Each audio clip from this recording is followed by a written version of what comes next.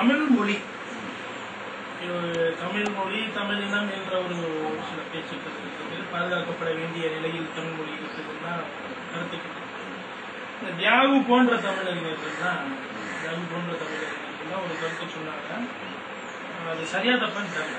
அது என்னன்னா, ஒரு மொழியை அதனுடைய முழு ஆற்றலோடு தகுதியோடு முழு வீரியத்தோடு வெற்றி அடைய செய்ய அல்லது மறுவாழ்வு கொடுக்க வேண்டிய அவசியம் இருக்குமே என்றால், மறுவாழ்வு கொடுக்கப்பட வேண்டுமே என்றால், வேறு மொழிகளை எல்லாம் கூட அந்த பழக்கத்தில் அது புழக்கத்தில் இருக்கக்கூடியதை தடை செய்துவிட்டு அந்த மொழியை மட்டும் பாதுகாத்து வளர்த்து வர வேண்டிய ஒரு கடமை கூட இருக்கும்.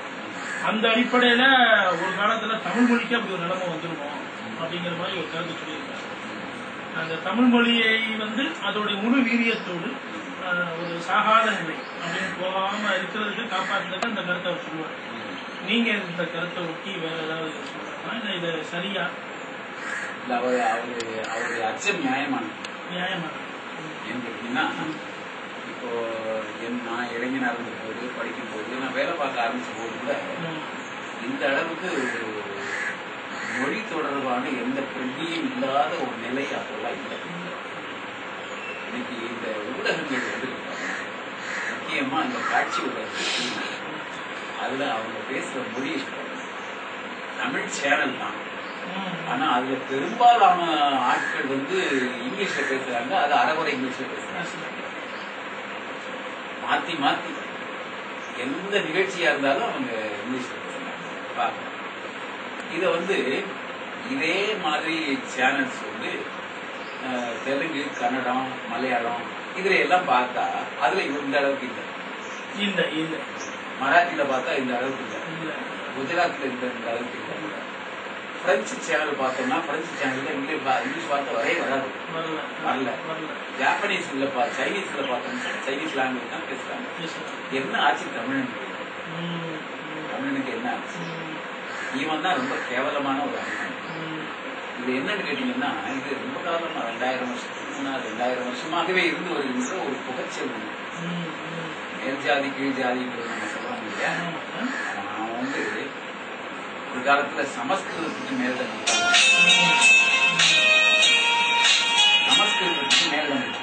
தமிழை மட்டப்படுத்தாங்க. அப்போ தமிழ் புலவர்கள் கொஞ்சம் வெளிப்படைஞ்சு அதை அந்த நிலைக்கு ரொம்ப போயிடாம அதை தடுத்து காப்பாற்றினாங்க. அந்த சமஸ்கிருத பின்னணியில இருந்தான் பாருங்க. அவன் சமஸ்கிருதத்தை வச்சு ஒன்றும் செய்ய முடியல, ஆங்கிலத்தை வச்சு ஏதாவது செய்யணும் அப்படின்னு சொல்லி ஆங்கிலத்துக்கு ஒரு முக்கியத்துவம் கொடுத்து அதை எல்லாம் பண்ண பார்த்ததுல நம்ம ஆட்கள் நிறைய பேர் அதை மாட்டிட்டாங்க. இங்கிலீஷ் வேண்டாம்ல, இங்கிலீஷ் நமக்கு வேணும், வாழ்க்கை தேவை, வீடு தேவை, எல்லாம் வேணும். அது ஒரு மொழின்னு சொல்லும்போது அது சரி. ஆனா அதை வச்சுட்டு வேற ஒரு மொழியை வைத்துக் கொண்டு ஹிந்தியோ இங்கிலீஷோ, ஹிந்தி வேண்டாம்னு சொன்னா இப்போ ஹிந்தி இருந்தா பரவாயில்லைன்னு சொல்லி நினைக்கிறோம். நாளை ஹிந்தி போராட்டத்துக்கு தலைமை ஹிந்தி நமக்கு அவ்வளவு கெடுதல் செஞ்சிருக்க முடியாது. ஹிந்தி வார்த்தைகளை நம்ம இவ்வளவு தமிழ்ல சேர்த்திருக்க மாட்டோம். இங்கிலீஷ் அவ்வளவு சேர்ந்து அப்ப நம்ம பழக்க வழக்கங்கள்ல இருந்து எல்லாத்தையுமே ஆங்கில மயப்படுத்தி மேல்நாட்டு மயப்படுத்திட்டு அந்த மாதிரி வர்றோம். அப்படி வரும்போது தமிழ் மொழியும் தமிழ் பண்பாடும் தமிழ் பழக்க வழக்கங்களும் தமிழ் குடும்ப அமைப்புகளும் எல்லாமே சிதைஞ்சு போகிற ஒரு அச்சம் இந்த தமிழ் இயக்கவாதிகளுக்கு தமிழ்நாட்டில் தமிழ் கருவில் தமிழ்தான் இல்லைன்னு பாரதாசன் அவன் காலத்துல இதெல்லாம் ஒண்ணும் வரல. அப்பயே சொல்லியிருக்கிறார். தமிழ்நாட்டின் தமிழ் அவர் சென்னையில இருந்தாரு. சென்னையில நான் இருந்ததுல பார்த்தேன். தமிழே பேச மாட்டாங்க, தமிழ் பேசவே முடியாது. அந்த மாதிரி தமிழ்நாட்டின் தமிழ் கருவில் தமிழ்தான் இல்லைன்னு சொன்னாரு பாருங்க. அந்த ஒரு நிலைமை இருக்கு. அதனால அதுக்காக தூய தமிழ் அது ரொம்ப அப்ப அதை அப்படி சுத்தமா வச்சுக்கணும், கடுமையான தமிழ்ல வச்சுக்கணும், அதெல்லாம் அதுவும் அது தேவையில்லை. எந்த மொழியும் முழு தூய்மையோட இருக்க முடியாது, கலப்பு இல்லாம இருக்க முடியாது. மொழி கலப்பு இருக்கத்தான் செய்யும். கொஞ்சம் முன்பின் நம்ம வாங்கிக்க வேண்டியிருக்கோம். அந்த மொழியினுடைய அமைப்புகள் சிலவற்றை கூட நம்ம வாங்கிக்க வேண்டியிருக்கோம். இப்போ நம்ம இங்கிலீஷ்ல இருக்கக்கூடிய நிறைய சென்டென்ஸ் வாக்கிய அமைப்புகள் தமிழ் வச்சிருக்கோம் இல்லையா? நீங்கள் கேட்டுக்கொள்ள போகிறீர்கள்னு சொல்றதுதான் தமிழ். இங்கிலீஷ் தான்.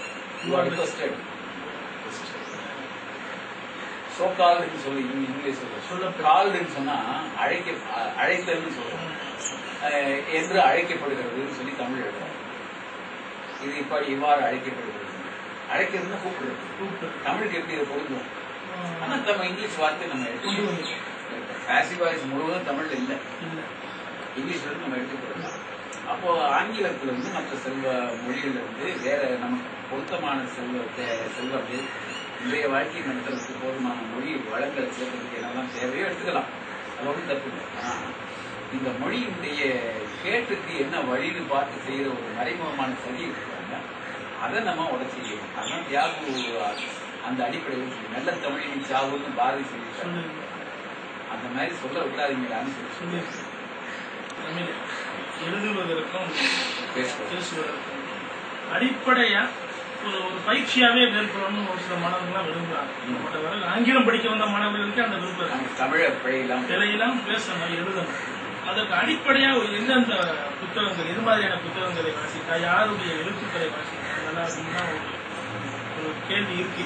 எவ்வளவு கேட்கிறாங்க, எனக்கு அது பெரிய அளவுல சொல்ல முடியல. ஏன்டா உச்சபட்சமா கையில இருக்கிறது அந்த ஆக்கி பரந்தாமனருடைய நல்ல புக் இருக்கு. அது போக வேற எதுவும் சொல்றதுக்கு என்கிட்ட இல்ல. அதுக்கு பின்னாலேயும் நிறைய புத்தகங்கள் எழுதியிருக்காங்க.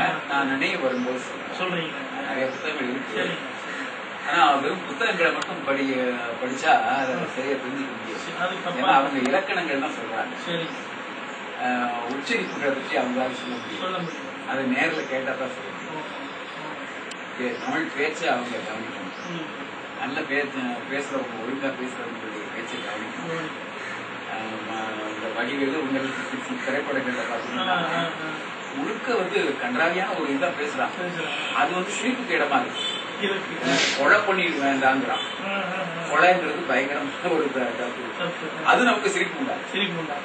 அப்போ இந்த அவன் செய்யற பிழை வந்து ஒரு நகைச்சுவை விஷயமாக ஆகிடுச்சு. அப்புறம் வந்து எங்க இதுல ஒரு பிஹெச்டி பண்றதுக்குன்னு ஒரு மாணவர் அவரை என்னுடைய டைரக்டர்கிட்ட கூட்டி போய் அறிமுகப்படுத்தினார். தமிழ். ஆமா, நீங்க என்ன படிச்சீங்க? தமிழ் அப்படின்னு. தமிழ் எம்ஏ. என்ன எம்ஏ படிச்சீங்க? தமிழ் எம்ஏ. சரி, போயிட்டு வாங்க. ஆமா. அப்போ வந்து இவங்களுக்கு என்ன காரணம் கேட்டீங்கன்னா, ஆரம்ப பள்ளி ஆசிரியர்கள் தமிழை சரியா சொல்லித்தாங்க. அதையும் சொல்லி தரலன்னா அவங்களுக்கு சொல்லி தந்தவங்க சரியா சொல்லல. இப்படி இந்த வழியா இருக்கு. என்னுடைய நண்பர் ஒருத்தர் ராஜாமணின்னு வத்தலக்குள்ள இருக்காரு. அவருக்கு வந்து அவரு ஒரு பள்ளியில தலைமை ஆசிரியர் கிடையாது. அவர் வந்து சயின்ஸ். ஆனா இப்போ விவேகானந்தத்தில் என்ன பண்றாங்கன்னா, பல்வேறு ஊர்களுக்கு போய் பள்ளிகளில் போய் மாணவர்களுக்கு தமிழை பிழை இல்லாமல் பேசுவது எப்படி, கற்பிப்பது எப்படி விதத்தில் சொல்லியிருக்காரு. ஒவ்வொரு சனி ஞாயிறும் தான் அவர் அதனால அவருக்கு பட்டமெல்லாம் கொடுத்து வச்சிருக்காரு. அவனுடைய தொலைபேசி எண்ணும் தொடர்பு இங்க வரணும்னு சொன்னா வந்துடும். வாய்ப்பு தான் சந்திச்சு ரொம்ப அருமையான மனிதர். தமிழை உச்சரிப்பு வழி இல்லாம உச்சரிப்பு பேசுவது எப்படி, பொதுவா பேசுறது எப்படிங்கிறதுக்கு வந்து மனசுல இருக்கிறத வந்து மனசுல இன்னொரு மனசு போய் தைக்கும்படியாக பேசுறது இருக்காங்க. அது அவரவர்களுடைய தனித்திறமையை பொறுத்து. மொழி திறமை இல்லை, அது ஒரு தனித்திறமை.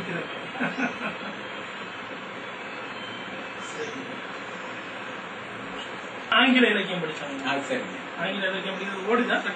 அடிப்படையில ஆங்கில இலக்கியம் படித்த ஆவல் வந்து இலக்கியத்திலும் இயற்கையிலுமே ஒரு நல்ல ஒரு ஈடுபாடு இருக்கு. அந்த தேடலின் தொடர்ச்சியாத்தான் நான் எந்த பணிகளையும் சேர்ந்தா இருந்த பணியும் விட்டுட்டு வந்து இந்த பணி பண்ணிட்டு இதுல வந்து இப்போ தமிழ் சார்ந்த தமிழ் மொழி சார்ந்த ஆர்வம் அதிகரிச்சுக்கிட்டே போயிருக்கு. இப்பயும் ஆனா ஆங்கில ஆசிரியர் அதிகரிச்சுட்டே போகுது. ஆனா அதற்கான உழைப்பை என்னால கூட்ட முடியல. வேற வேறு யதார்த்தமான காரியங்களில் ஈடுபடுகிறது உழைப்பை கூட்டுறோம். இப்ப எந்த அளவுலயும் என்கிட்ட இருக்கக்கூடிய அந்த இலக்கியம் பிளஸ் இயற்கை சார்ந்த விருப்பம், மொழி பற்றிய ஒரு விருப்பம் தேடுதலுக்கு இதுக்கே நிறைய மாணவர்கள் நம்மள ஒரு பெரிய ஆளா சொல்லி எனக்கு தான் தெரியும் எவ்வளவு தூரம் போகணும் அப்படின்னு சொல்லிட்டு சொல்லிட்டு இருக்காங்க.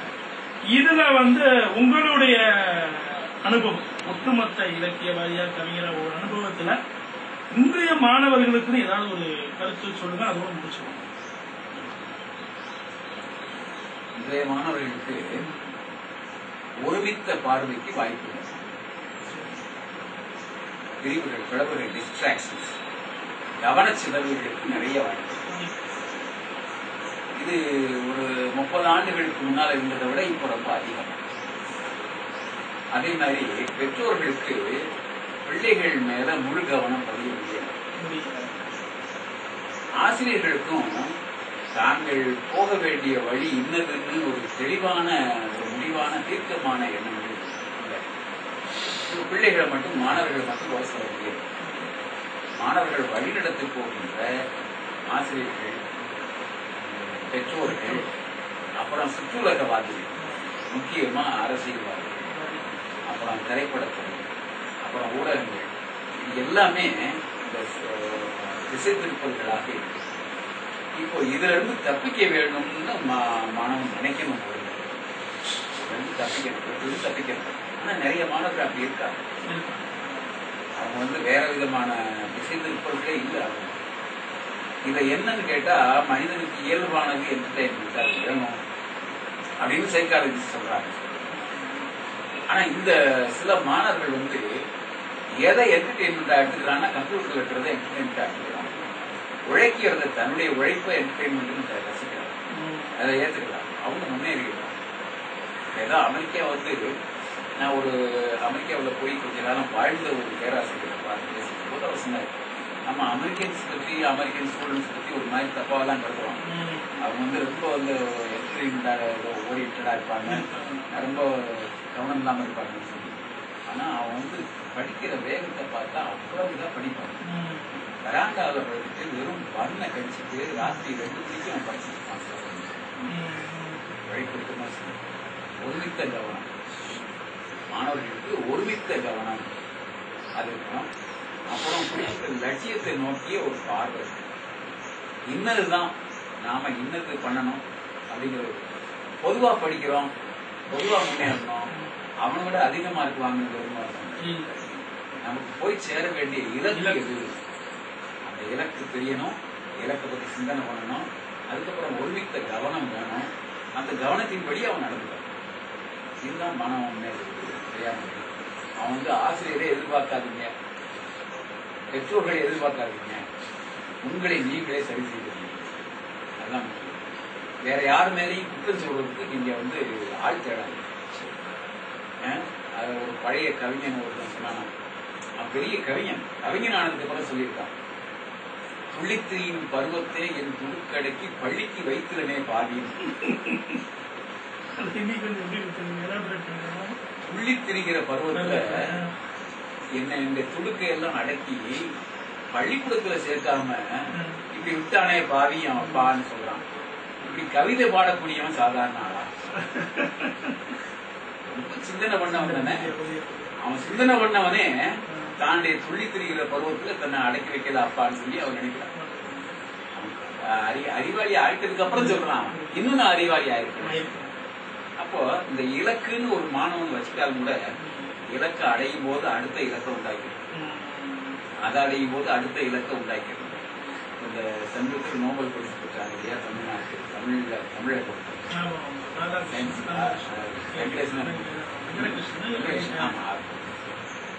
அவர் ரொம்ப சாதாரண எளிய மனிதரா இருக்காரு. அவருடைய நோக்கம் எல்லாம் பார்த்தீங்கன்னா ரொம்ப எளிய மனிதர்.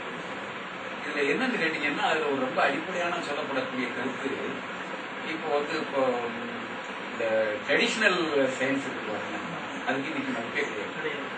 கெமிஸ்ட்ரின்னு யாரும் படிக்க மாட்டாங்க, பயோகெமிஸ்ட்ரி அதான் விரும்புறாங்க. அதே மாதிரி பிசிக்ஸ் படிக்க மாட்டாங்க, பிசிக்ஸ்ல இன்னொரு பிரிவு ஏதாவது எலக்ட்ரானிக்ஸ் இந்த மாதிரி தான் படிப்பாங்க. அவர் ட்ரெடிஷனல் சயின்ஸ் படிச்சு அதுக்கு முக்கியத்துவம் வேணும்னு அவர் சொல்றாரு. ட்ரெடிஷனல் மேத்தமேட்டிக்ஸ், ட்ரெடிஷனல் சயின்ஸ் அந்த மாதிரி இருக்கணும், அது முக்கியத்துவம் வேணும். அது இல்லைன்னு சொன்னா மற்றெல்லாம் சரியா வராதுன்னு சொல்றாங்க. அப்போ இலக்கு தாண்டியதுக்கு அப்புறம் பழைய இலக்குகள் விட்டு போனதுக்காக வருத்தப்படுறாங்க. இந்த விதமான எண்ணம் மாணவர்களுக்கு இலக்கை தாண்டுங்க, தாண்டும் போது அடுத்த இலக்குக்கு தயாராக அதான் மாணவர்களுக்கு சொல்றாங்க. நன்றிங்க.